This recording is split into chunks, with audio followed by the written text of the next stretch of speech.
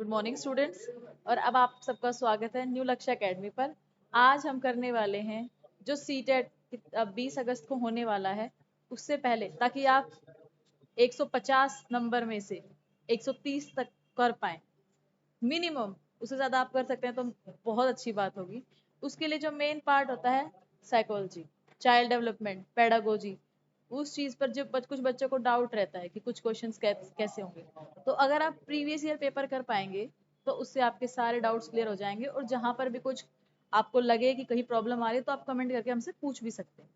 तो आज हम अपना प्रीवियस ईयर उठाएंगे और साइकोलॉजी के क्वेश्चंस करेंगे। तो आप सबका स्वागत है न्यू लक्ष्य एकेडमी। पहला सवाल, निम्न में से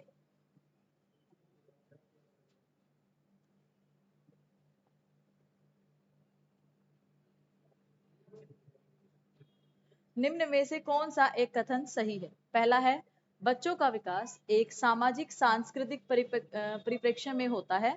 दूसरा, बचपन वह अवधि है जिसे 10 भिन्न अवस्थाओं में बांटा जा सकता है। तीसरा है, बच्चों की सोच सामाजिक अंतःक्रिया से प्रभावित नहीं होती।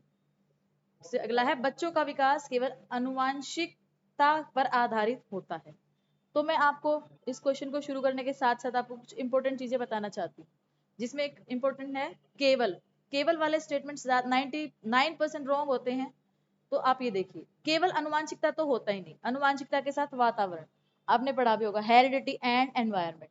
तो ये हो गया हमारा ऑप्शन गलत। इससे ऊपर, बच्चों की सोच सामाजिक अंतक्रियाओं से प्रभावित नहीं होती, ये भी गलत है। क्या आप लोगों ने वाइगोत्स्की की थ्योरी थोड़ी सी भी अगर पढ़ी होगी, उन्होंने बताया है कि बच्चा सोशल इंटरेक्शन से सीखता है। तो ये भी स्टेटमेंट हमारी होगी रॉन्ग। बचपन वह अवधि जिसे 10 भिन्न अवस्थाओं में बांटा गया है, ऐसा नहीं। ठीक है, बच्चों का विकास, हमारे पास जो बेस्ट ऑप्शन है वो ये है कि बच्चों का विकास एक सामाजिक सांस्कृतिक परिप्रेक्ष्य में होता है, और ये हमें सिद्धांत वाइगोत्स्की ने दिया।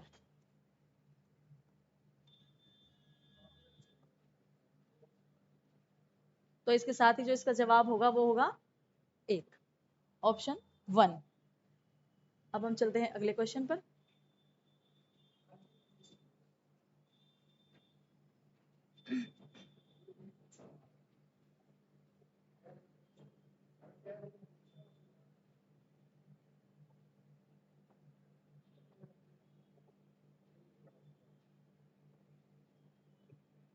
आनुवांशिक विन्यास के पूर्व निर्धारित रूप से प्रकट होने की प्रक्रिया कहलाती है।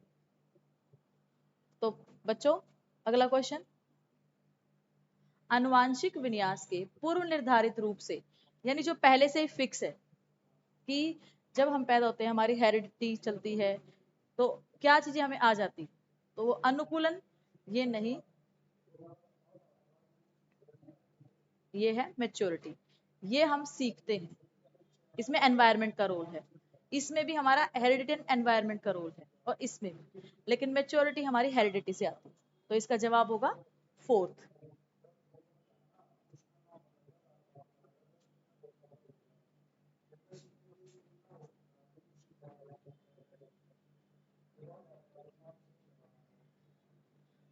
अगला फोर्थ क्वेश्चन, सामाजिकरण का प्राथमिक और सामाजिकरण का द्वितीयक कारक क्या है?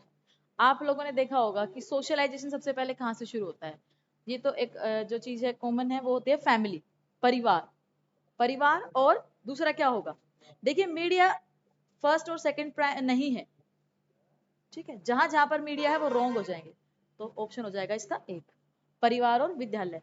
बच्चा पहले अपनी माँ से, फिर अपने परिवार से, फिर अपने आस पड़ोस से, फिर स्कूल से, इस तरीके से सीक्वेंस चलता है। यहाँ पर अगर परिवार के साथ पास पड़ोस होता तो चल जाता, लेकिन यहाँ मीडिया था, तो एलिमिनेशन मेथड के हिसाब से ये हट जाएगा। और यहाँ पर भी एलिमिनेशन मेथड का इस्तेमाल करते हुए आपका एक नंबर बन जाएगा, बिना कुछ ज्यादा प्रयत्न किए हुए, कि परिवार और विद्यालय।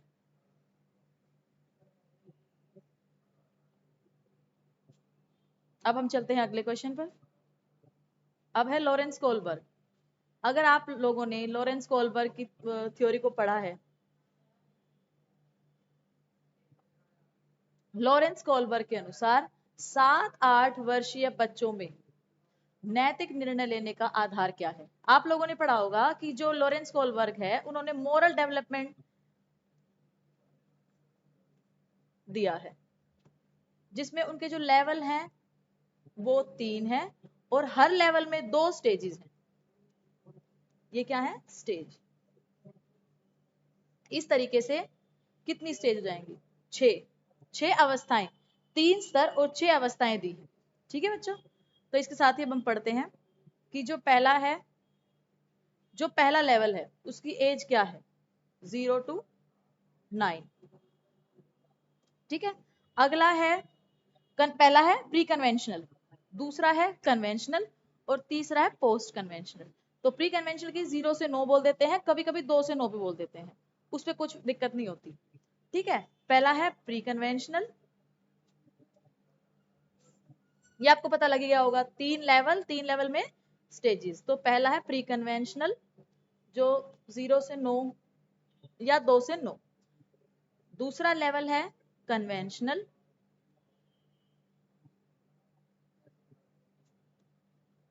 ये होता है 9 से 12। और तीसरा है पोस्ट कन्वेंशनल, बाद वाला, ये 12 से आगे। ठीक है, तो अब इन की दो दो अवस्थाएं होती।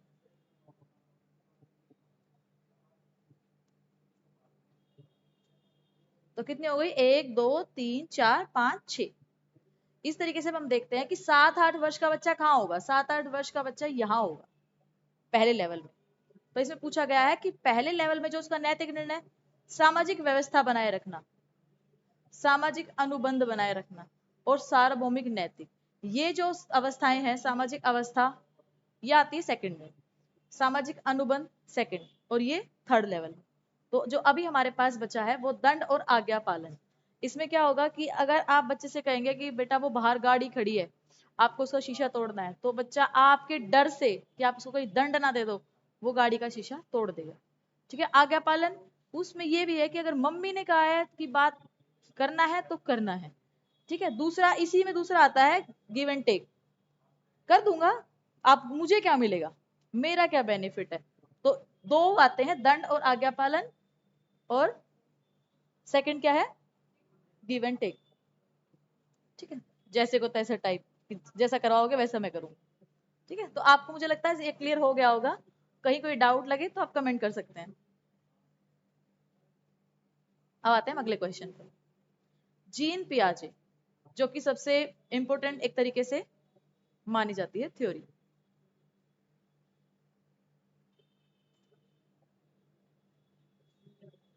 जीन पियाजे के सिद्धांत में क्रमबद्धता, सीरिएशन, जिन बच्चों ने हमारा न्यू लक्ष्य एकेडमी का बैच ज्वाइन किया हुआ है ऐप पर, उनको मैंने वाइगोत्स्की, पियाजे, मोटिवेशन, वो सारे टॉपिक करवा दिए हैं, और उनमें से ही सारे क्वेश्चंस आ रहे हैं। तो जो ऐप पर जो बच्चे होंगे वो देख रहे होंगे कि मैंने ये अभी 2 दिन पहले जो क्लास ली थी उसमें मैंने बताया था कि सीरिएशन किस संदर्भ में आता है, इसका क्या मतलब होता है। ठीक है, वस्तुओं को किसी एक आयाम जैसे लंबाई पर आधारित क्रम देना, दूसरों का परिपक्ष लेने की क्षमता, तीसरा है चिंतन का वर्णात्मक रूप जैसा कहानी कथन में होता है, स्थानों जैसे अपने विद्यालय का स्थानिक मानचित्रीकरण करने की क्षमता। तो देखो बेटा, क्रमबद्धता किस में होगी? लंबाई में। बच्चे को क्या डाउट रहता है? आप क्या करोगे? कुछ चीजों को फैला के रख दोगे, जैसे ये 5 बॉल ही है और ये भी 5 है, उसके लिए कौन सी ज्यादा है? उसके लिए ये ज्यादा है, फैली हुई। वेरी गुड, जो बच्चे यहाँ ऑफलाइन जवाब दे रहे हैं बहुत अच्छा। तो इसी तरीके से वो क्या कहता है, वो लंबाई के क्रम पे कि कितने में फैलाव है उसका, कितना उसका क्रम बड़ा लग रहा है, वो उस चीज पे फोकस करेगा। ठीक है, अभी उसमें दूसरों का परिप्रेक्ष्य इसमें क्रमबद्धता में नहीं है कहीं भी। वर्णात्मक जैसे कहानी कथन, इस तरीके की कोई बात यहाँ पर नहीं हो रही। स्थानिक मानचित्रण इसमें अभी नहीं आई है इसकी क्षमता। इरिवर्सिबिलिटी और सीरिएशन, लॉ ऑफ कंजर्वेशन, और क्या होता है बच्चों बताओ इसके अलावा? कोई होता है? Irreversibility, law of conservation, seriation, animism, ये सारी बातें। तो अभी वो इस अगर उसका कंसेप्ट क्लियर नहीं है तो वो लंबाई के आधार पर क्रम देगा। अब हम चलते हैं आगे। आप भी साथ साथ जो क्वेश्चन कर रहे हैं उसका आंसर देखे बिना पहले अपना जवाब दीजिए और उसके बाद फिर मैच कीजिए कि आपने सही किया और कितने सवाल आपने सही किए और कितने आपके गलत हो। तो जो भी गलत है उसके लिए आप हमें बता दीजिएगा कमेंट बॉक्स में।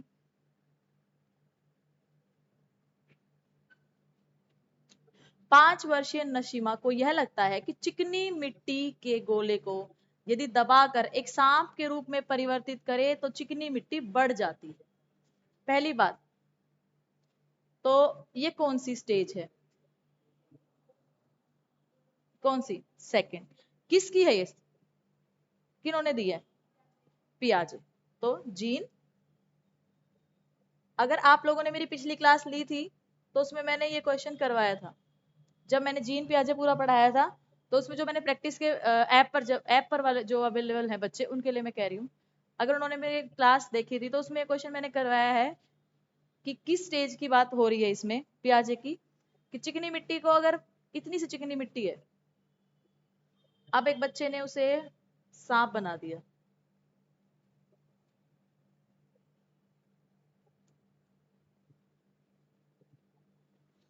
तो अब ये बताओ कि ये और इसमें उसको क्या फर्क लगेगा, उसके अंदर किस चीज की दिक्कत मतलब कमी है अभी? जीववाद, पहला ऑप्शन। जीववाद की तो यहाँ बात ही नहीं हो रही। जीववाद का मतलब क्या होता है कि जान समझना, तो इसलिए ये गलत है। उसने ये थोड़ी कहा कि सांप जिंदा हो गया है। ठीक है, अब ये देखते हैं सेकंड, केंद्रीयता, चलो सेंट्रिज्म जिसे कह सकते हैं। थर्ड है परिकल्पित निगमनात्मक, हाइपोथेटिकल। हाइपोथेटिकल बेटा अभी नहीं आया है। हाइपोथेटिकल कहाँ कह रहा है वो तो मिट्टी को बढ़ा रहा है। इतनी सी मिट्टी को उसने अगर हमने फैला के कह दिया तो उसने मान लिया कि ये तो ज्यादा है और ये तो बहुत थोड़ी है, ये बहुत ज्यादा है, वो तो ऐसे कह रहा है, लेकिन ये नहीं है। संक्रामक परिणाम निकालना, अभी ऐसा उसने कोई परिणाम नहीं निकाला है, तो उसका क्या है? केंद्रीयता का अभाव। उसने इस पे फोकस ही नहीं किया कि ये ही मिट्टी उठा के ये बनाया है, ऐसे जैसे मतलब फैला के। उसका ये नहीं कह रहे कि मिट्टी इतनी थी और सांप इतना बड़ा बन गया तो उसको लग रहा है कि मिट्टी और ले ली गई है, तो उसका सेंट्रिज्म जो है, केंद्रीयता का अभाव है इस अवस्था में। और ये पियाजे की सेकंड अवस्था है और इसका नाम क्या होता है? Pre operational stage. Very good. पूर्व संक्रियात्मक, इंग्लिश में प्री ऑपरेशनल और पूर्व संक्रियात्मक अवस्था। ठीक है, और इसकी एज क्या होती है बच्चों? 2 to 7 ईयर्स। आपको तीनों चारों अवस्थाएं पता होंगी। सेंसरी मोटर स्टेज 0 से 2 साल, प्री ऑपरेशनल 2 से 7 साल, कंक्रीट ऑपरेशनल 7 से 11 या 12, और फॉर्मल ऑपरेशन 12 प्लस कह देते हैं, कोई 12 से 16 कह देता है। तो ये पियाजे की 4 अवस्थाएं और बहुत ही महत्वपूर्ण अवस्थाएं हैं। तो इसीलिए अगर आपको जानना है तो आप ऐप न्यू लक्ष्य एकेडमी की ऐप डाउनलोड कीजिए और वहां से इसको देख सकते हैं।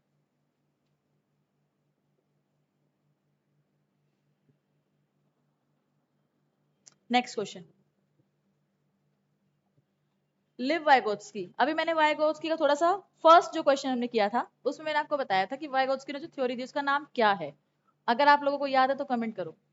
लिव वाइगोत्स्की के संज्ञानात्मक विकास का सिद्धांत किस पर आधारित है? बस, कुछ भी नहीं। जो फर्स्ट क्वेश्चन था वो ये 8 क्वेश्चन है। वहां सोशियो कल्चर दे रखा था, यहाँ सामाजिक संरचना दे रखा है। बस, जहां समाज, कल्चर, संस्कृति ये सब वर्ड यूज हो जाए, स्कैफोल्डिंग, जेडपीडी, वो सारी चीजें किन्होंने दी है? वाइगोत्स्की ने। जेडपीडी, स्कैफोल्डिंग, अच्छा कोऑपरेटिव लर्निंग, और M Q more knowledge other, जिसमें वो अपने बड़ों से या कहीं से भी सीख सकता है, जो उससे मोर नॉलेजेबल जो है अदर। ठीक है, और साथ ही सोशियो कल्चर जो मेन है ही हमारा। ठीक है, तो ये है बेटा वाइगोत्स्की, और इन्होंने सोशल डेवलपमेंट या socio culture theory, social development इन्होंने दिया है। अब हम चलते हैं अपने अगले क्वेश्चन पे। अगला क्वेश्चन भी इन्हीं से रिलेटेड है। ये भी मैंने करवाया है क्योंकि मैंने अभी जो क्लास ली है ऐप पर उसमें लिव वाइगोत्स्की ही करवाया था। ने इन्होंने क्या कहा है, ने लिव वाइगोत्स्की ने बच्चे के स्वयं से संवाद, यानी वो खुद से बात कर रहा है। हाँ जितेंद्र, ये क्वेश्चन तो मैंने अभी करवाया था क्लास में। आपको तो याद ही होगा कि बच्चा खुद से बात कर रहा है, इसके लिए हम किस शब्द का प्रयोग करेंगे इस काम के लिए, उसकी कैसी भाषा है वो? वेरी गुड, निजी संवाद। ठीक है, अब देखो पियाजे और वाइगोत्स्की, इनका जो आपस में कंपैरिजन चलता है उसमें ये है कि पियाजे कहता है कि पहले विचार आते हैं फिर भाषा आती है, लेकिन वाइगोत्स्की कहते हैं पहले भाषा आती है फिर विचार आते हैं। जैसे हम करते भी हैं, हम लोग बोल बोल के याद क्यों करते हैं? ताकि भाषा से हमारे दिमाग विचारों तक बात पहुंचे। पेपर में भी हम क्या करते हैं, हम साथ साथ बोलते रहते हैं पेपर में, भारत के प्रधानमंत्री का नाम ये, अच्छा अच्छा, मोदी, नेहरू, ये पटेल, अच्छा अच्छा मोदी हो सकता है ये। पेपर में ही कई बार जो इन्विजिलेटर होता है वो हम पे डाउट भी कर लेता है कि ये बड़बड़ा क्यों रहे हैं, कहीं इनकी सेटिंग तो नहीं है। तो इसी तरीके से वो क्या है, लेकिन वुल्ली वोइगोत्स्की का सिद्धांत है, और वो है हमारी निजी भाषा या प्राइवेट स्पीच या इनर स्पीच, इसे कुछ भी कह सकते हैं आप। ठीक है, साइकोलॉजी बेटा कोई मुश्किल नहीं है, इसे डरने की जरूरत नहीं है, ना इसे हवा बनाने की जरूरत है। इसमें अपने डेली लाइफ आसपास जो देखते हैं वो सब एक्सपेरिमेंट करने की जरूरत है, बस वो होती है साइकोलॉजी। अच्छा, अब नेक्स्ट क्वेश्चन ये है क्लासरूम से रिलेटेड, इसको बताएंगे हमारे पवन सर। एक प्रगतिशील कक्षा में निम्नलिखित में से कौन सी विशेषताएं, प्रगतिशील जो क्लास जिसमें हर आदमी एक्टिव रोल निभा रहा हो, ठीक है, सब अपनी प्रगति की तरफ बढ़ रहे हो, तो उस क्लासरूम की क्या विशेषता हो सकती है? हाँ जी सर बताइए। पहला है ड्रिल और अभ्यास पर जोर देना, योग्यता आधारित स्थायी अलगाव, सहभागिता पूर्ण अधिगम, या पुरस्कार और दंड का प्रयोग। देखिए सर, आपने बहुत अच्छा जवाब दिया, बिल्कुल सटीक उत्तर, वेरी गुड। तो अब हमारे सर जो कि साइकोलॉजी के भी हैं भी नहीं वो हमारी क्लास ऑब्जर्व कर करके थोड़ा बहुत सीख गए हैं, और उनका जवाब बिल्कुल सही है। प्रगतिशील क्लासरूम की विशेषता क्या होती है बेटा? उसकी विशेषता होती है कि टीचर और मतलब उसमें सिर्फ बच्चा पैसिव रोल में नहीं होता, एक्टिव रोल में होता है। ठीक है, वो अगर डेमोक्रेटिक क्लासरूम होती है, सबको बोलने का अधिकार होता है, कोऑपरेटिव लर्निंग होती है, सब मिलजुल के सीखते हैं। तो ड्रिल और अभ्यास ये तो नेगेटिव वर्ड हैं, जहां पर भी ये वर्ड आ गए ना वो ऑप्शन गलत ही गलत है, ज्यादा सोचने की भी जरूरत नहीं है आपको पेपर में। ड्रिल और अभ्यास, अभ्यास कराना कोई अच्छी तकनीक नहीं है, तो ये गलत है। अब योग्यता आधारित स्थायी अलगाव, ऐसा क्यों? अलगाव क्यों? हमें तो मिलजुल के करना चाहिए ना, वो प्रगतिशील क्लासरूम है। अब हम को यहाँ बैठा, एक को यहाँ एक को यहाँ, तू भाई थोड़ा पढ़ा हुआ है, तू थोड़ा ज्यादा है, तू और ज्यादा है, तो इससे क्या होगा? इन्हें एक साथ बिठाओ ना, ताकि वो उससे सीखे, सिखा सके वो इन सबको, और टीचर इन सबकी हेल्प कर सके। अब अगला है सहभागिता पूर्ण अधिगम। हाँ, बेस्ट, सबसे अच्छा ऑप्शन हमें यही लग रहा है कि सबकी सहयोगिता है, सब मिलजुल के कर रहे हैं, जैसे कि मैंने वाइगोत्स्की के सिद्धांत में कोऑपरेटिव लर्निंग बोला भी था। ठीक है, अगला है पुरस्कार और दंड का प्रयोग। नहीं बेटा, ज्यादा पुरस्कार भी अच्छा नहीं है और दंड तो है ही गलत, इससे फिर बच्चा पुरस्कार के लिए ही काम करेगा, ना कि सीखने के लिए। ठीक है, बच्चा समझ में आ गया? तो इसका सही आंसर है सहयोगितापूर्ण अधिगम। आप बिल्कुल, आपको वहां पर जब एग्जामिनेशन हॉल में होंगे तो आपको पॉजिटिव माइंड के साथ पॉजिटिव आंसर लगाना है, तो नेगेटिव वर्ड ढूंढना शुरू कर लीजिए, सीखना शुरू कर दीजिए। दंड गलत है, अलगाव गलत है, अभ्यास गलत है। चलिए अब हम चलते हैं अगले क्वेश्चन पर।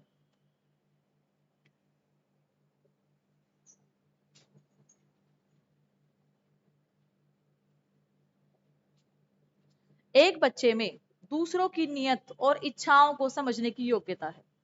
बड़ा अच्छा बच्चा है। यह बुद्धि के किस स्वरूप को दर्शाता है? देखिए, उसमें क्या है, दूसरों की इच्छाओं को समझने की क्षमता। स्थानिक बुद्धि नहीं है बेटा, स्थानिक में क्या होता है, किसी प्लेस किसी चीज को समझने की जो बुद्धि होती है वो होती है, तो ये गलत है। प्रकृति, अपने आसपास की प्रकृति, नेचर, इन सबको जानने की भी नहीं है। अंतर्व्यक्तिक और अंतराव्यक्तिक बुद्धि, अंतर्व्यक्तिक होती है जो इंडिविजुअल, और अंतरा में जिसमें हम दूसरों का भी समझ सकते हैं, अपना एनालाइज कर सकते के साथ साथ दूसरों का भी ध्यान रखें। ठीक है, तो इसका सही जवाब होगा अंतरा व्यक्तिक बुद्धि, जिसमें एक बच्चे में दूसरों की नियत और इच्छाओं को समझने की योग्यता हो, उस बच्चे के अंदर ये योग्यता है। ठीक है, जैसे इंटरनेट और इंट्रानेट होता है, इंटरनेट एक ब्रॉड टर्म है और इंट्रानेट एक लिमिटेड टर्म है। जैसे किसी इंस्टीट्यूट का अपना पर्सनल नेट होना, उसे कहते हैं इंट्रानेट, और जब पूरा जैसे ये हमारा चलता रहता है उसे कहते हैं इंटरनेट, जो तो कॉमन है, ठीक है। इसी तरीके से अंतरा और अंत है, वो उस बच्चे की इंडिविजुअल है, इसीलिए वो अंतरा है। अब चलिए अगले क्वेश्चन पे। अब देखिए राष्ट्रीय शिक्षा नीति आई है 2020 वाली, उसमें पूछा है ना कौन सा कथन प्रस्तावित है, यानी आपको पहले तो 2020 वाली पॉलिसी पता होनी चाहिए। मैं नवीन सर को बोलूंगी कि वो इसके लिए क्लास लें एक अलग से आपके एग्जाम से पहले, एजुकेशन पॉलिसी 2020 से रिलेटेड, ठीक है, ताकि आपको कोई भी डाउट हो सब क्लियर हो जाएंगे। इसमें कौन सा है, अपनी मातृभाषा में शिक्षित होना शैक्षिक और प्रौद्योगिकी उन्नति में बाधक है। चले आगे चलते हैं, पहले आगे समझते हैं फिर देखेंगे इसको। विद्यालयों को बच्चों को अंग्रेजी भाषा की प्रथम भाषा के रूप में सीखने और बोलने के लिए प्रोत्साहित करना चाहिए। अंग्रेजी भाषा, आगे चलते हैं। बाल विद्यार्थियों के लिए बहुभाषी होने के उच्च संज्ञानात्मक लाभ हैं। बहुभाषी और संज्ञानात्मक लाभ। द्विभाषीय उपागम विद्यार्थियों में उलझन पैदा करता है, उलझन, और सीखने में बाधा डालता है, बाधा। तो आपको क्या लग रहा है कौन सा होगा? देखो बेटा, मैंने सर्कल कर दिए हैं जो नेगेटिव वर्ड्स हैं, जिनको देख के आप बस पेपर में अगर आपको कुछ समझ भी नहीं आ रहा और आपको नेगेटिव वर्ड की पहचान है तो भी आप कर सकते हो। बाधक, मातृभाषा सीखने की प्रथम भाषा है, ना कि बाधक भाषा है। जब भी कोई बच्चा स्कूल जाता है ना, तो हमारी कोशिश रहती है कि उसे पहले मातृभाषा में सिखाया जाए, उसके बाद स्कूल की भाषा, उसके बाद तीसरी कोई लैंग्वेज, इंग्लिश या कोई और भी हो सकती है वो। अंग्रेजी भाषा को प्रथम भाषा क्यों भाई, मातृभाषा आएगी प्रथम तो हमारी। अब मैं यहाँ पे हूँ, हरियाणा, दिल्ली, पंजाब, कहीं पर भी हूँ, और मेरी जो भाषा है मातृभाषा वो हरियाणवी, बंगाली, पंजाबी, उर्दू कुछ भी हो सकती है, और मुझे सीधा बोलोगे आप इंग्लिश में बोलो, और मैं तो इस चक्कर में कभी बोल ही नहीं पाऊंगी और डीमोटिवेट होके शायद डिप्रेस्ड होके स्कूल जाना ही छोड़ दूंगी। और बहुत सारे बच्चे इसीलिए स्कूल जाना छोड़ देते हैं क्योंकि उनकी स्कूल की और घर की भाषा आपस में मैच नहीं कर पाती, ठीक है। तो ये गलत ऑप्शन है, इसलिए गलत है। तीसरा है बाल विद्यार्थियों के लिए बहुभाषी होने के उच्च संज्ञानात्मक लाभ हैं। चलिए इसको भी होल्ड पे रखते हैं। अगला है द्विभाषीय उपागम विद्यार्थियों में उलझन पैदा करता है और सीखने में बाधा डालता है। ये उलझन और बाधा, क्या लगता है आपको कि द्विभाषीय उपागम ऐसा करेगा? नहीं। ऐसा क्यों करेगा वो, ये बताइए। अगर मेरे को पंजाबी आती है और मेरे दोस्त को दूसरी कोई भाषा आती है, हम एक दूसरे से सीख रहे हैं, तो ये बहुभाषी क्लासरूम हो गया ना हमारा, और इससे बच्चा बहुत कुछ सीखता है। तो द्विभाषी होना तो अच्छी बात है ना, ये बाधा थोड़ी डालेगा। इससे तो हमारे शब्दों का विकास होगा, हमारी जो वर्ड डिक्शनरी है वो ब्रॉड हो जाएगी। तो इसलिए हमारा सही जवाब होगा कि बाल विद्यार्थियों के बहुभाषी, जितनी ज्यादा भाषाएं वो जानता है, जितना ज्यादा वो सीखता है, उससे लाभ मिलता है, ना कि नुकसान होता है, ना कि उलझन होती है। ठीक है बच्चों, तो मुझे लग रहा है सबको क्लियर हो गया होगा। अब हम अगले क्वेश्चन पे चलते हैं अपने। अगला देखिए, जेंडर, सॉरी, एक होता है सेक्स, एक होता है जेंडर। तो ये दोनों बहुत डिफरेंट चीजें हैं, डिफरेंट। सब मानते हैं कि जेंडर और सेक्स कुछ अलग नहीं होते। सेक्स होता है बायोलॉजिकल, कि लड़का है लड़की है, और जेंडर होता है सोशल, हमारी सोसाइटी ने बना दिया है कि ये लड़का है ये लड़की है। तो जेंडर डिस्क्रिमिनेशन होता है, ठीक है। जेंडर सोसाइटी डिस्क्रिमिनेशन वगैरह सब सोसाइटी पे डिपेंड है, और सेक्स बायोलॉजिकल है। तो इसका क्या होगा बताइए। ये है, मैंने अभी बताया, जन्मजात तो होगा नहीं, अभी मैंने बताया कि उसे सेक्स बोलते हैं। जैविक संरचनाएं भी नहीं है, अनुवांशिकी भी नहीं है, क्योंकि मैंने क्या बताया, सोसाइटी बनाती है जेंडर, ठीक है, सोसाइटी करती है जेंडर डिस्क्रिमिनेशन। तो जेंडर भूमिका क्या है, अधिकृत व्यवहार, ये हमने किसी से सीखा है, अडॉप्ट किया है, सोसाइटी से लिया है, ठीक है। तो ये चीज ये है। तो मुझे लग रहा है आपको ये सब भी क्लियर हो गया होगा। अब आगे चलते हैं।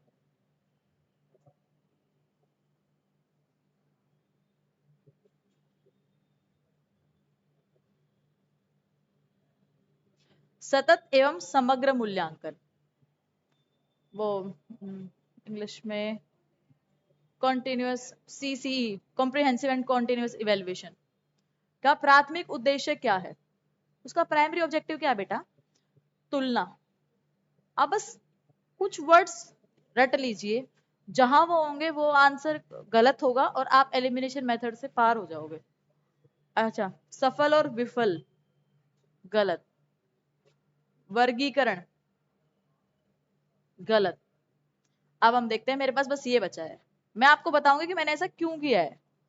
ठीक है, देखिए, छात्रों के प्रदर्शन की एक दूसरे से तुलना करना, कभी भी हमें बच्चों की एक दूसरे से तुलना नहीं करनी चाहिए, इससे उनके बीच में दुश्मनी की भावना पैदा होगी। ठीक है, तो इसलिए इसकी वजह से ये गलत हो गया है। दूसरा है छात्रों की समझ को आंकना और पाठ्यक्रम तथा शिक्षा शास्त्र को इसके अनुसार रूपांतरित करना। ये बहुत बेस्ट ऑप्शन है इन सब में। ऐसा क्यों?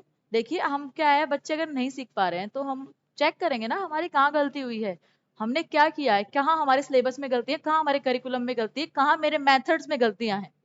तो और फिर हम उसको मॉडिफाई करेंगे, रूपांतरित करेंगे बच्चों के हिसाब से। तो ये सही है।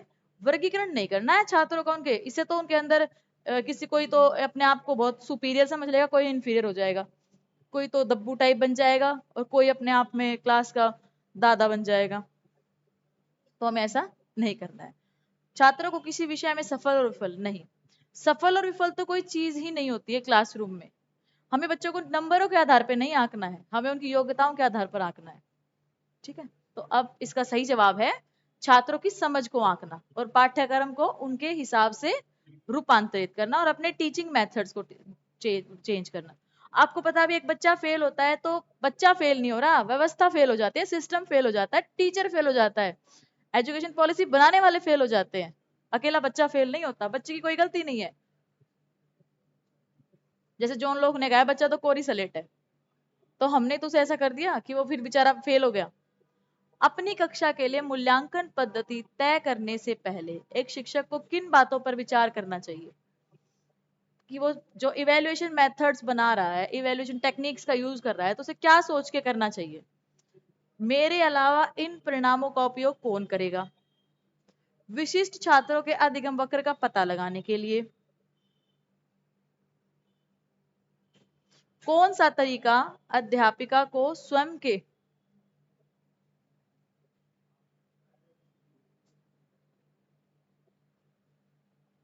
कौन सा तरीका अध्यापिका को स्वयं के शिक्षा शास्त्र पर चिंतन में मदद करेगा? कौन सी विधि छात्रों को उच्चतम अंक पाने में मदद करेगी? तो देखिए, ये तो यहीं पे गलत हो गया, तो जहां जहां पर डी है वो गलत हो गए। अब हमारे पास बचे हैं 1 और 4। अब हम देखते हैं उनको।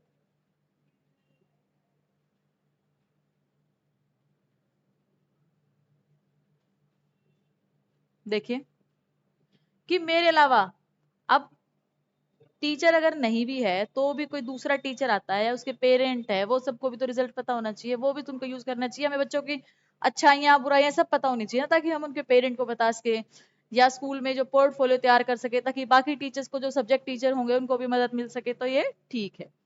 अधिगम वक्र, वेरी गुड।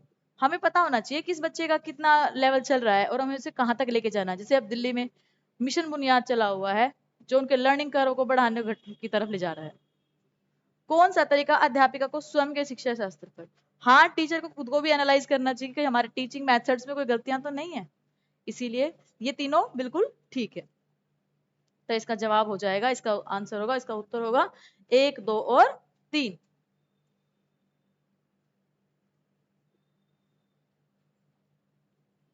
अगले सवाल पर बढ़ते हैं।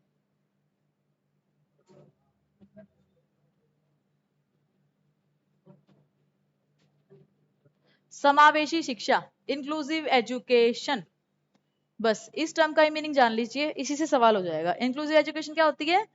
जिसमें सब मिलजुल कर पढ़ते हैं, जिसमें बच्चे को उनकी डिसेबिलिटी के आधार पर अलग नहीं किया जाता।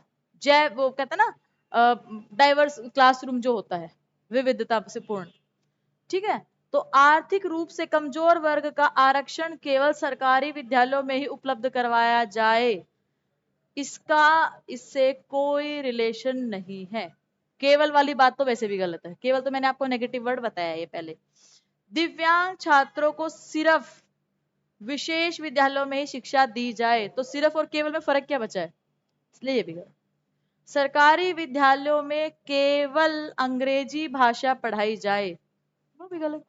आप केवल टीवी लगवा लेना बस, केवल केवल केवल केवल पकड़ लो, केवल की तार ही पकड़ लो कि जहां केवल आ गया वहां आपका जवाब नहीं जाएगा बस।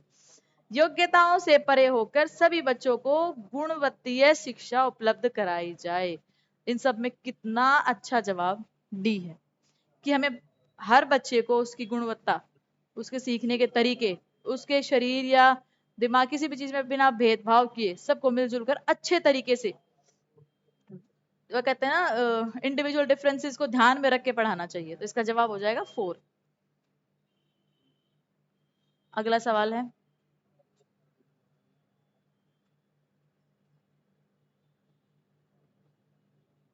कथन ए, आपको सही और गलत और इस तरीके का कौन सा सही है क्या गलत है ये सब बताना है।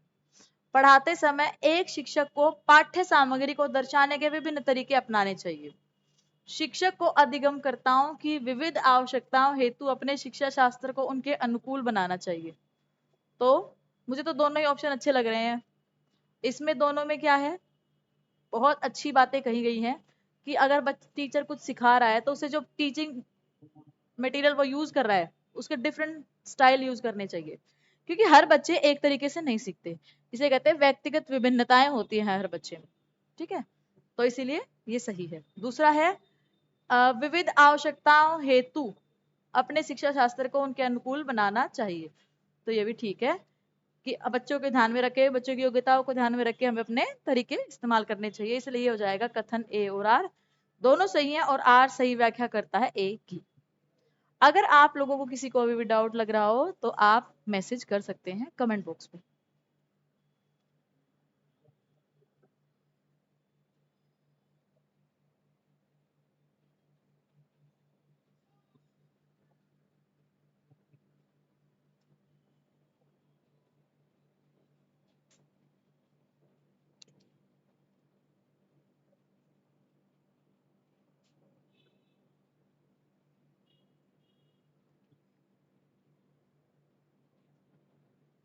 अच्छा, अगला देखते हैं। एक बच्ची लिखाई में निरंतर एक बच्ची लिखाई में निरंतर कठिनाई का सामना करती है। उसे अक्षर बनाने और शब्दों के बीच अंतराल करने में चुनौती महसूस होती है। यह लक्षण किस अधिगम विकार, आपको पता होना चाहिए सारी जो डिजीज होती हैं उन सब का, जो बच्चों को समस्याएं आती हैं उन सब का, ठीक है। तो पठन, लेकिन हमें तो यहाँ पर अक्षर बनावट बनावट पे लग रहा है, ना कि रीडिंग पे। तो इस डिसलेक्सिया तो है नहीं, ठीक है। तो लेकिन इसमें क्या होगा, पठन तो है नहीं, ये डिसकैलकुलिया भी नहीं है, एडीएचडी भी नहीं है, अटेंशन डेफिशिएट हाइपर डिसऑर्डर ये भी नहीं है। तो ये क्या है, आलेख यानी लेख से संबंधी है। तो डिसग्राफिया, क्योंकि ग्राफ बनाते टाइम ही तो हम पेन चलाते हैं ना, आप ये ट्रिक्स याद कर लीजिए। डिसलेक्सिया तो हर आदमी को रटा पड़ा है, डिसलेक्सिया डिसलेक्सिया डिसलेक्सिया हर जगह डिसलेक्सिया नहीं है। रीडिंग अलग होती है, राइटिंग अलग होती है। तो ये डिसग्राफिया है कि आपको ग्राफ बनाना आ रहा है, नहीं आ रहा है, ठीक है। अब अगला सवाल देखिए। एक विद्यार्थी में व्यक्तिगत विभिन्नताओं को पूरा करने के लिए एक शिक्षक को मानकीकृत पद्धतियों और आकलन के तरीकों का उपयोग करना चाहिए, यानी जो फिक्स्ड है मेथड्स, ठीक है। जैसे क्वेश्चन पेपर बना आता है 11 12 का, सॉरी 12 का बोर्ड का, वो सबके लिए एक जैसा आता है सीबीएसई का, तो ये उसी तरीके का हमें इस्तेमाल करना चाहिए बच्चों के लिए। शिक्षा शास्त्रीय उपागमों और मूल्यांकन के विविध साधनों का उपयोग करना चाहिए, यानी डिफरेंट डिफरेंट मटेरियल यूज करने चाहिए। रटन आधारित अधिगम को निर्धारित करने के लिए एक रूप शिक्षा शास्त्र का इस्तेमाल करना चाहिए और योगात्मक आकलन पर बल देना चाहिए। देखते हैं, रटन आधारित गलत, एक रूप गलत। यहाँ बात किसकी हो रही है, व्यक्तिगत विभिन्नताओं की। व्यक्तिगत विभिन्नताएं अलग अलग हुई तो एक कैसे बन जाएगा, ठीक है। और रटना तो वैसे भी गलत है। अब हम चलते हैं, देखते हैं आगे क्या है। पेपर पेंसिल आधारित परीक्षणों की संख्या में वृद्धि करना और पुनर्स्मरण पर बल देना। बात तो पुनर्स्मरण कह लो, कुछ भी कह लो, बात तो रटने की ही हो गई। पेपर पेंसिल नहीं, आपने समेटिव और फॉर्मेटिव असेसमेंट के बारे में सुना होगा। समेटिव असेसमेंट नहीं होता, फॉर्मेटिव असेसमेंट का इस्तेमाल करना चाहिए जो पूरा साल चलता रहे। पेपर पेंसिल बेस्ड नहीं, क्लासरूम ऑब्जर्वेशन, प्रोजेक्ट, असाइनमेंट्स या क्या कहते हैं इंस्पेक्शन के लिए ले जाना या बाहर भ्रमण, ये सारी चीजें भी इस्तेमाल करनी चाहिए। तो इसकी संख्या में वृद्धि करने से क्या होगा? और रटना तो वैसे भी गलत है, अभ्यास ये सब गलत है। और एक रूप हम बन नहीं सकते क्योंकि व्यक्तिगत विभिन्नताएं हैं। तो सबसे अच्छा ऑप्शन है विविध साधन। जहां पर आपको विविधता दिख जाए ना, वो सबसे बेस्ट ऑप्शन है, उसे आप 5 स्टार दे सकते हो। ये 5 स्टार का क्वेश्चन था। ठीक है, अब चलते हैं अगले क्वेश्चन पर। मुझे लग रहा है आपके 30 में से 30 नंबर आने चाहिए, जिस हिसाब से इस क्लासरूम में बैठे जवाब दे रहे हैं बच्चे हाथ उठाकर। क्योंकि मैंने उन्हें ये बोला है कि आपको बस हाथ उठाने हैं। अगर सब बोलने लग जाएंगे तो पूरी क्लासरूम में मैं देख ही नहीं पाऊंगी, सुन ही नहीं पाऊंगी। जो जितना जल्दी हाथ उठा रहा है उसी के हिसाब से हम उनको एनालाइज कर रहे हैं। आगे चलते हैं। कौन सा सृजनात्मकता का अनिवार्य लक्षण है? चलो भाई, बिल्कुल इजी है। एक वर्ड अगर आपको याद है तो आप क्रिएटिविटी का आंसर दे सकते हो। अपसारी चिंतन, आवेगशीलता, सोच में केंद्रीकरण, अभिसारी चिंतन। तो देखो, क्रिएटिविटी होती क्या है? हाँ, कोई बताएगा क्रिएटिविटी क्या होती है?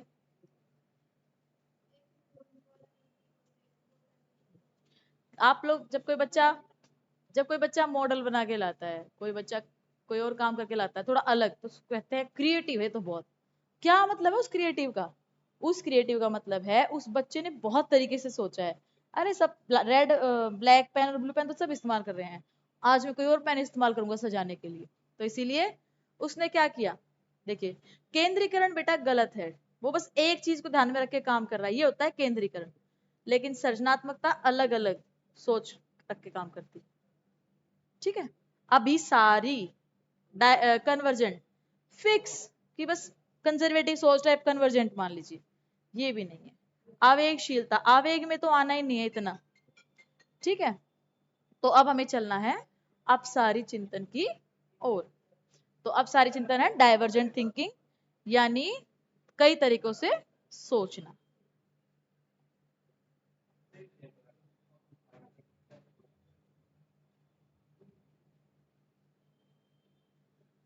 फोर्थ ऑप्शन हमें नजर नहीं आ रहा है, पहले हम क्वेश्चन पढ़ लेते हैं।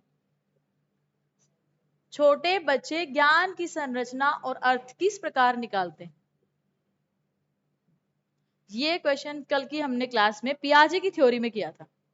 ठीक है, मुझे लग रहा है सबको याद होगा जो क्लास में थे, क्योंकि ज्ञान की संरचना का तो ज्यादा उस पे फोकस पियाजे ने ही किया है। उन्होंने कहा भी है कि बच्चा खोजी प्रवृत्ति का होता है, जिज्ञासु होता है, बहुत सवाल पूछता है, WH फैमिली के। तो ये हो गया सक्रिय अन्वेषण। अच्छा जवाब है। खेल द्वारा बच्चे खेल खेल में बहुत सीख जाते हैं, इसीलिए फ्रोबेल ने दी भी है प्ले वे मेथड।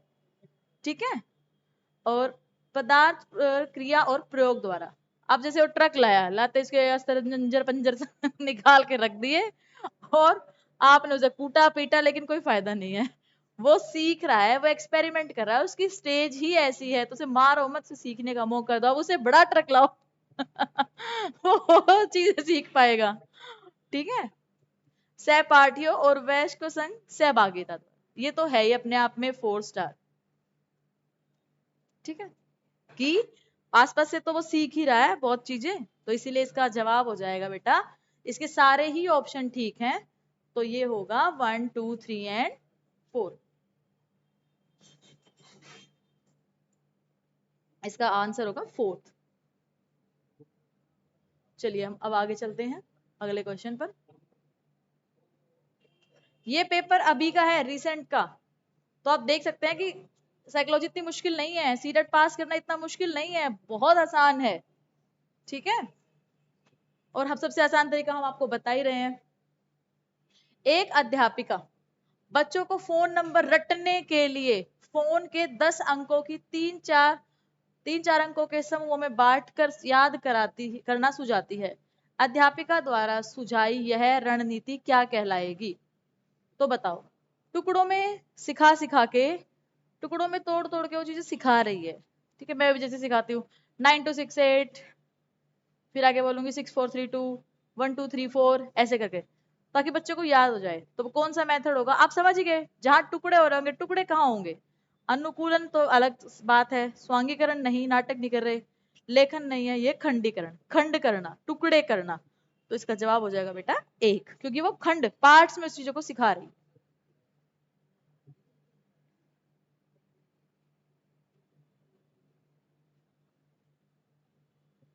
अगला क्वेश्चन देखिए, मुझे लग रहा है आप लोगों को समझ में आ रहा होगा। आपको जहां पर भी थोड़ा डाउट लगे आप वहां कमेंट कर सकते हैं।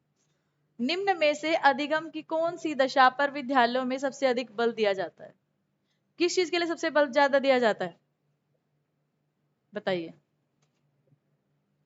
क्या आपको वहां पे रटने के लिए दिया जाता है? नहीं।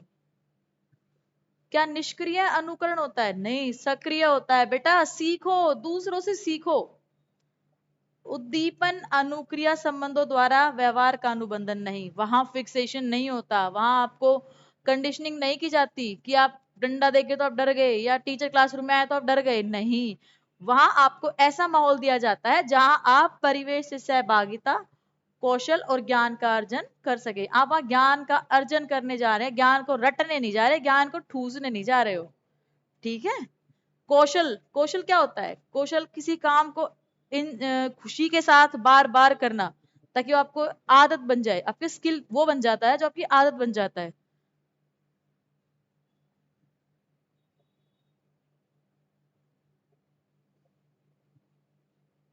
ये तो बड़ा लंबा सवाल है, 1 मिनट रुक जाइए, पहले मैं इसको हाफ पार्ट पढ़ना पड़ेगा फिर हाफ।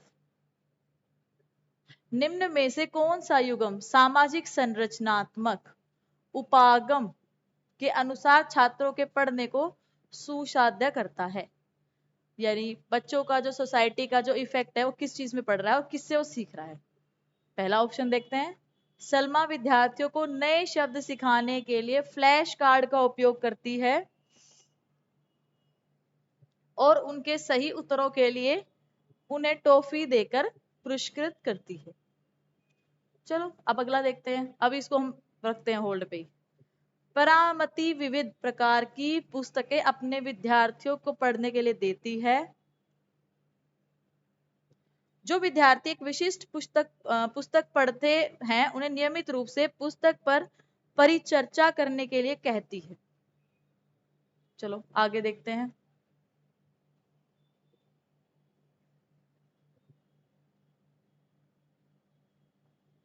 अरुंधति नए शब्दों का अर्थ समझने के लिए संदर्भ संबंधित संकेतों के इस्तेमाल पर बल देती है।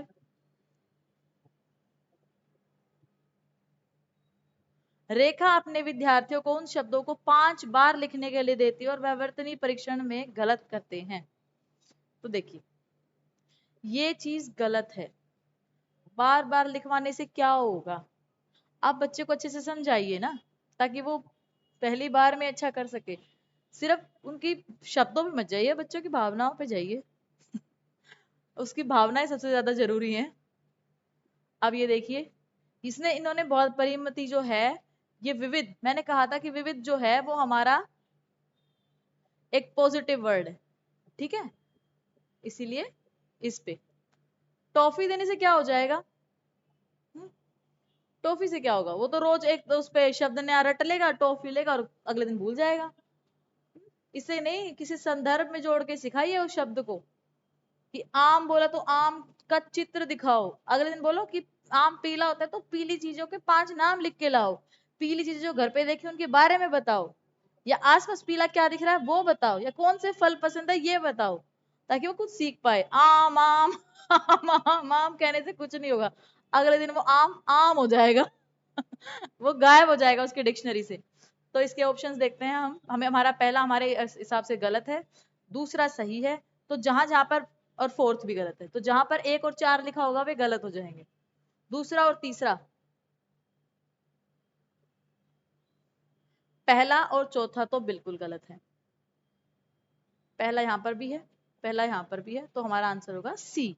दूसरा और तीसरा, एक तो विविध प्रकार के किताबों का इस्तेमाल ताकि बच्चे कुछ नया सीखे, और ये जो हेल्प है, संबंधित संकेत, अर्थ समझना, ये कहीं ना कहीं वाइगोत्स्की की स्कैफोल्डिंग का इस्तेमाल किया गया है। ठीक है बच्चों, अब चलते हैं अगले सवाल पर।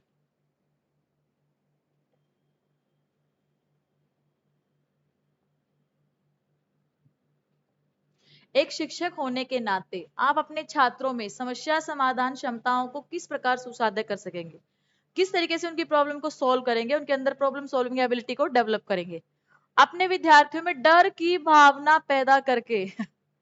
ये तो आप देखते ही समझ गए होंगे, डर की भावना से क्या होगा, बच्चे गायब हो जाएंगे, क्लास में नहीं आएंगे, आप सिखाओगे तो तब जब वो आएंगे। दूसरा है समस्याओं के हल हेतु अटल तरीके का इस्तेमाल करके। अटल तरीके का, अटल तरीका क्या होता है कि बस मैंने सीखा है कि x square plus y square plus 2xy करना ही करना है, आप कोई और तरीका नहीं अपनाना, ये चीज गलत है। अटल पे तो कहीं अटकना ही नहीं है, विविध पे जाओ। अटल क्या होता है, समरूपों के इस्तेमाल को बढ़ावा देके। अब देखते हैं आगे इसको, समरूप क्या होते हैं, निष्क्रिय रटन पद्धतियों के इस्तेमाल को बढ़ावा देके। रटन पद्धति तो गलत ही होता है। समरूप क्या होता है बेटा, देखिए मैंने क्वेश्चन करवाया कि मुझे मैंने कुछ सामान खरीदा, उसका 20% प्रॉफिट मुझे हुआ, फिर उसमें मैंने 10% डिस्काउंट दिया, और उसके बाद दोबारा से मैंने उस चीज को जब बेचा तो मुझे फिर से 30% का प्रॉफिट हुआ। मैंने ये बच्चे को सवाल सिखाया, ये उसके सामने प्रॉब्लम मैंने सॉल्व करी। अब मैं बच्चे को बोलूंगी कि आप उसी तरीके की समस्या मुझे सॉल्व करके दिखाएं, और अपने तरीकों से कर सकते हैं, मेरे तरीके से भी कर सकते हैं। तो ये क्या है, समरूपों का इस्तेमाल, उसी तरीके की समस्याओं को सिखाया गया है जिससे वो अपने आप को जोड़कर या अपने तरीकों का इस्तेमाल करके उसे सॉल्व करेंगे। ठीक है, तो इसका जो सही जवाब है वो है 3। आगे देखिए,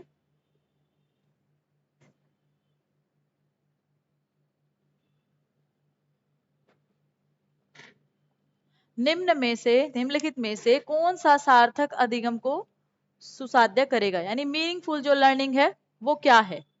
तो वो है कक्षा में संदर्भ रहित अधिगम को बढ़ावा देना। ये रहित क्या होता है, संदर्भ सहित तो कुछ होता भी है, किसी चीज के कंटेक्स्ट में ही तो कुछ सिखाया जाता है। अब ये जो जैसे ए आ सिखा देते हैं बच्चों को, ए बोलो, आ बोलो, क ख, क्या ख ख भाई क्या होता है क ख ग, कुछ नहीं होते, वो मीनिंगफुल नहीं है, वो अकेले वो खड़े भी नहीं हो पाएंगे। ठीक है, तो उन्हें किसी चीज के क अगर सिखा रहे हो तो क के साथ कोई पिक्चर दिखाओ ना, कमल, कबूतर, कंघी, हाँ? इस तरीके की चीजें दिखाओ ताकि वो समझ पाए कि ये क ऐसे बनता है, ऐसे बोला जाएगा, और इन चीजों से वो खुद भी पढ़ना सीखेगा। कभी भी ऐसे वर्णमाला रटवाओ मत, उसे किसी चीज से जोड़कर सिखाओ। एक समस्या पर विविध तरीकों से विचार करने के लिए प्रोत्साहित करना। ये कहीं ना कहीं इसमें विविध आ गया है, मैंने कहा ना जहां विविध आ जाए उसे थोड़ी देर के लिए क्वेश्चन मार्क करके रख लो। आगे चलते हैं, रट्टा मार लो, बस रट्टा मार लो तो क्वेश्चन वो क्रॉस मार दो उस पे। तुम भी ना, हम तो रट्टा मार के ही नहीं, तुम भी काटे हुए काटे, वो अभियान चढ़ जा दो उनके पीछे। शिक्षक द्वारा शामपट पर लिखे गए उत्तरों को नकल करना, ये कोई मीनिंगफुल हुआ।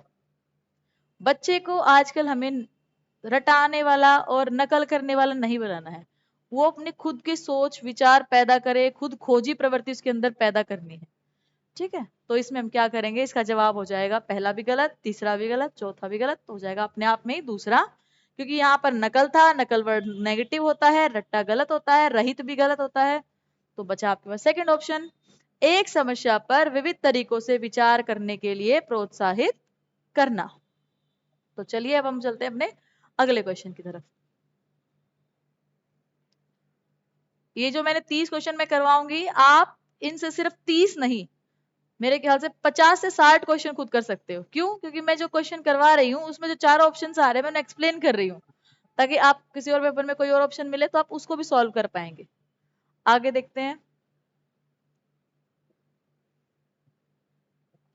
अगर विद्यार्थी अपने कार्य की सफलता को आंतरिक कारणों पर आरोपित करते हैं तो उनकी भावना कैसी है। वो अपनी सफलता को अपने आंतरिक कारणों पर, कि वो अगर सफल हुए हैं तो उसमें कहीं ना कहीं वो इंटरनली मोटिवेटेड है। ठीक है, तो उन्हें अपने अंदर क्या होना चाहिए, सफलता है भाई, सफलता है तो क्या शर्म आएगी, गुस्सा आएगा, उत्कंठा होगी, नहीं, उन्हें गर्व होगा। वो दूसरों के लिए नहीं कर रहे हैं। मोटिवेशन के टाइप्स पता है ना, एक्सटर्नल और इंटरनल। तो इंटरनल कर रहे हैं, इंटरनल में गर्व होता है कि मैंने कर दिया, मैं कर दूंगा और मैंने कर दिया। तो इसलिए इसका जवाब हो जाएगा थर्ड।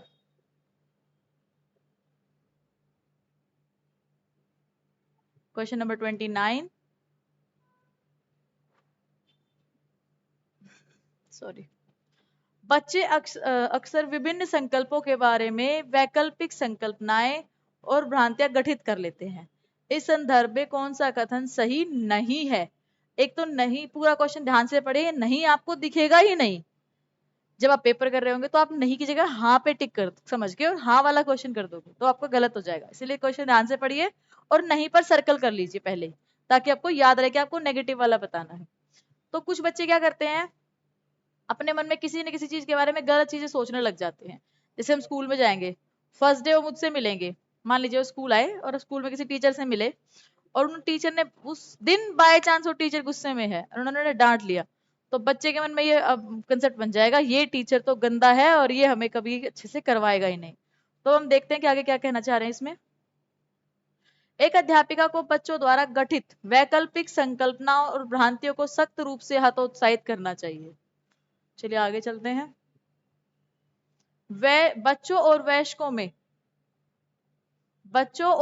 में वैकल्पिक संकल्पनाओं और भ्रांतियों का गठन बहुत स्वाभाविक है। एक अध्यापिका को निश्चित रूप से इन वैकल्पिक संकल्पनाओं और भ्रांतियों पर गौर करना चाहिए, क्योंकि ये सीखने और सिखाने की प्रक्रिया में महत्वपूर्ण है। वैकल्पिक संकल्पना और भ्रांतियां सदैव निराधार नहीं होती, बल्कि बच्चों को अपने आसपास की दुनिया के बारे में सहज समझ को दर्शाती हैं। तो देखिए, भ्रांतियां होना स्वाभाविक है, मैंने आपको बताया कि उसने आते ही उसके अंदर मेरा स्वभाव देख के वो समझ गया। दूसरा भी कि टीचर को गौर करना चाहिए ना कि कहाँ पे क्या गड़बड़ है, मैं कहाँ उसका मिसकंसेप्शन में से दूर कर पाऊं। तीसरा भी ठीक है कि हमारी आसपास की दुनिया से हम बहुत कुछ सीखते हैं, बहुत कंसेप्ट बनाते हैं। तो आपको इसमें क्या गलत लग रहा है, कोई बताएगा क्लास में से? Option number 1, very good. इसमें क्या कहा गया है कि एक अध्यापिका को बच्चों द्वारा गठित वैकल्पिक संकल्पना और भ्रांतियों को सख्त रूप से, तो बेटा जहां सख्त है तो वो तो सख्त तरीके से गलत है, आप उसे सख्त तरीके से इस पे काटा लगा दीजिए। हतोत्साहित करना ये भी गलत है, ये वर्ड ही गलत है। ठीक है, प्रोत्साहित करना पॉजिटिव और हतोत्साहित करना नेगेटिव है। तो ये अपने आप में गलत हो गया। हमें बच्चों की संकल्पना और भ्रांतियों को समझना चाहिए ना कि कहाँ से क्या बन गई है, फिर उन्हें ठीक करना चाहिए अगर वो गलत है तो। लेकिन हतोत्साहित करना कोई अच्छी बात नहीं है, क्या पता उनके कंसेप्ट सही हो और हमारे ही गलत हो रहे हो।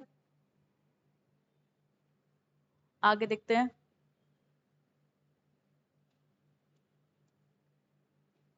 शिक्षा के प्राथमिक स्तर पर बहुसंवेदनीय उपागम इस्तेमाल को प्रोत्साहित करना चाहिए, क्यों? मतलब मल्टी सेंसेशनल इमोशंस वगैरह इन सब का इस्तेमाल क्यों करना चाहिए? यह अधिगम को और अधिक प्रभावशाली बनाता है। यह कुछ बच्चों को शिक्षा से वर्जित करने का मौका देता है। वर्जित, हम भी उसे वर्जित कर देते हैं इस ऑप्शन को। यह अध्यापिका को निर्देश अवधि का काफी समय बचाता है। क्या टीचर बच्चे का भविष्य छोड़ के अपने समय पे ध्यान देगा? यह बच्चों में आज्ञा प्रायणता पैदा करता है। आज्ञा प्रायणता क्यों करनी है हमें? हमें बच्चे का अधिगम प्रभावशाली बनाना है, इसीलिए हम उसकी संवेदनाओं को समझते हैं, अपनी बहु संवेदनाओं का इस्तेमाल हम करेंगे क्लासरूम में, ताकि वो अच्छे तरीके से शिक्षण कार्य कर पाए। आगे चलते हैं।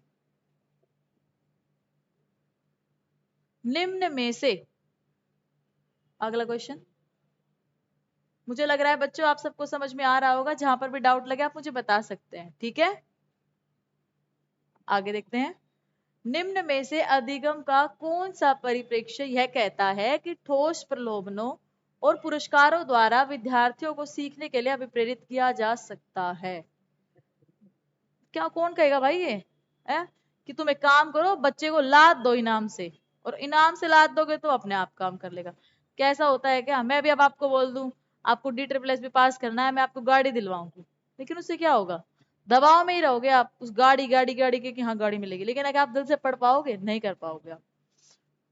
ये मानवतावादी नहीं है, संज्ञानात्मक भी नहीं है, सामाजिक सांस्कृतिक भी नहीं है, ये व्यवहारात्मक है। किसी के बिहेवियर में चेंज करना हो ना, बिहेवियर चेंजेस जो कहते हैं, तब हम उसे प्रलोभन देते हैं, तो पुरस्कारों की बात करते हैं। जैसे बिल्ली पे एक्सपेरिमेंट स्कीनर का, चूहों पर, वो खाने के लालच से कर रहे थे, ना कि अपने आंतरिक रूप से अभिप्रेरित थे वो। हमारा एक आखिरी क्वेश्चन बचा हुआ है, क्योंकि फर्स्ट क्वेश्चन नीचे लग गया था स्क्रीन में, स्लाइड में गलती से। बस अब आपके 30 में से 30 नंबर हो जाएंगे पक्के। ठीक है, जिन जिन लोगों ने ध्यान से देखा है वो शायद 30 तो ये कर ही लेंगे, इसके अलावा भी 30 क्वेश्चन वो खुद से कर पाएंगे जब वो अपना प्रैक्टिस पेपर दूसरा कर रहे होंगे। निम्न में से कौन सा नियम यह सुझाव देता है कि शरीर के विभिन्न अंगों के अंग विकास के विभिन्न चरणों में भिन्न भिन्न दरों से विकसित होते हैं? तो क्या कौन बताता है ये? कि जो विकास के अंग है वो भिन्न भिन्न चरणों में होते हैं। विकास एक आयामी होता है? नहीं, बहुआयामी होता है। विकास एक तरीके से नहीं होता, हमारा शारीरिक मानसिक इस तरीके से, सब तरीके से होता है। एक दिशीय होता है, एक ही दिशा में होता है। और एक सतत, असतत नहीं, विकास एक सतत प्रक्रिया है, कंटिन्यूस प्रोसेस है, विकास चलता रहता है, एक दिशा नहीं होता, एक दिशा में नहीं होता। और ये तो विकास की दिशा अधोगामी एवं शीर्षगामी है। तो इसका जवाब हो जाएगा ये, यानी विकास हमारा पैर से सिर, अंदर से बाहर, इस तरीके से होता है। ठीक है, तो मुझे लग रहा है आप लोगों को सब क्वेश्चन समझ में आ गए। जहां कहीं डाउट लग रहा है आप बता सकते हैं। और आपका जो सीटेट का एग्जाम होगा और उसमें जो क्वेश्चंस हमारे करवाए हुए, जो डेली हम प्रैक्टिस सेट करवाएंगे सीटेट का प्रीवियस ईयर पेपर का 30 क्वेश्चंस साइकोलॉजी के, तो आप हमें बताइएगा एग्जाम के बाद कि आपको उसमें से कितने क्वेश्चंस मिले और कितने आप सही कर पाए और आपके लास्ट में सीटेट में कितने मार्क्स आए। तो इसके साथ ही आप न्यू लेक्चर चैनल को सब्सक्राइब करें, लाइक करें और ज़्यादा से ज़्यादा वीडियो देखें। Thank you so much.